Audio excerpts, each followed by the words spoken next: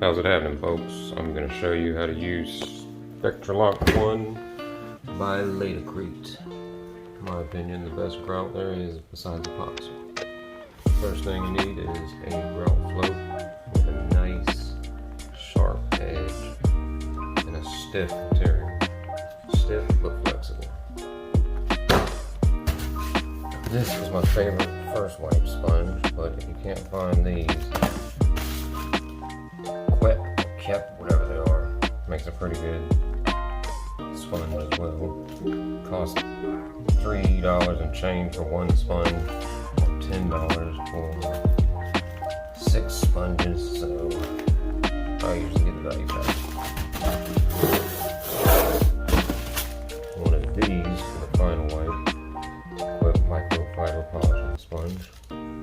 That's how they look. I'm going to be mostly using this side because it wipes clean the best. And 2 buckets, 5-gallon buckets at least.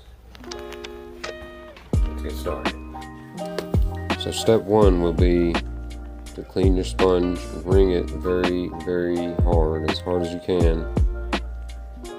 And then we're going to wipe the tile just to dampen it. We don't want to really soak it, we just want to dampen it. That's going to help the grout, or stop the grout from getting a skin over on the tile, which is, when it dries on the tile, much faster than it does on the grout joint. And when I'm doing this with the microfiber side of the sponge, because it leaves a lot less liquid or water than the yellow side would. Now here I noticed there was a piece of, a bit of thin set on the tile. You're going to want to make sure you clean that off before, because unlike the cementous grout, this has a sealing property to it, and it'll seal that thin set in and make it really hard to clean off afterwards. Step 2 is going to be loading your grout onto your grout float. It's pretty simple, just take a nice scoop out, about as much as you can work with. Load it on there, scrape your trowel off and clean it immediately, because it'll dry on the trowel a lot faster than you think. Put the top on, give it a little tap, don't seal it all the way. On the floor, you don't need to really load it onto the float, just throw it on the floor like that. Put the top on. You hold your grout float. First, push it over onto the grout so it grabs it. Then you're going to hold your grout float parallel with the grout joint and at a very low angle to the tile to push it in, and push it in as hard as you can. And then when you go to scrape it, you hold your grout float almost at a 90-degree angle to the tile, but never parallel with the grout joint. The corner of the grout float will fall into the grout joint and it'll push the grout out. You'll see it come out, and you'll notice that your grout float gets stopped by the corner of the tile, and it's real easy. You just fill it back in and do it the right way. And when you scrape it, you're pushing pretty hard. Actually, everything you're doing is out and you're pushing pretty hard to make sure that the grout gets all the way to the bottom. Make sure that whole grout joint gets filled. On the walls, it's almost the same. It's just a little bit harder to control the grout, so you put a little bit less on your grout float. And if you're not used to using this grout, you might not want to go as far as I'm going here, but I've used a lot of this grout, so I can go a little bit further than a beginner would. If it's your first time, I would say go 1 row at a time until you're very familiar on how to use it.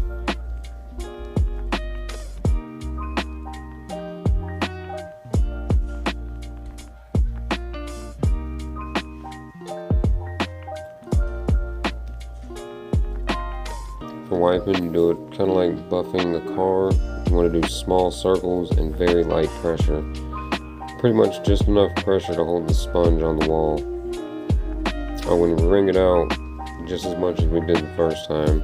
About as hard as you can, because these yellow sponges will hold enough water even if you wring it as hard as you can. Don't forget to use both sides of the sponge. That gives you a lot more cleaning area. And really, we're not trying too hard to clean it on this circle wipe. This is more to smooth it out. Now for the final wipe, You're going to want to use the microfiber side of your sponge, and only one swipe per dip, and then you dip it and clean it and ring it.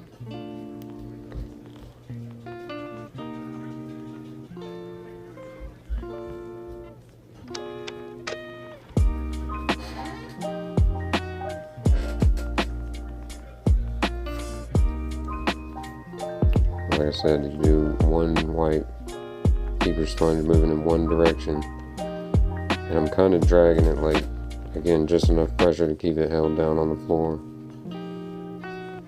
so it moves smoothly across the floor. And as you can see, just one swipe each time, and then I'm cleaning it out and ringing it.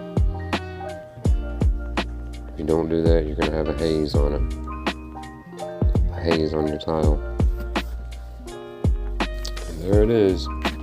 That's how it's happening. How to grout using the Laticrete Spectralock 1. My personal favorite grout. One of the only grouts that I will put in corners.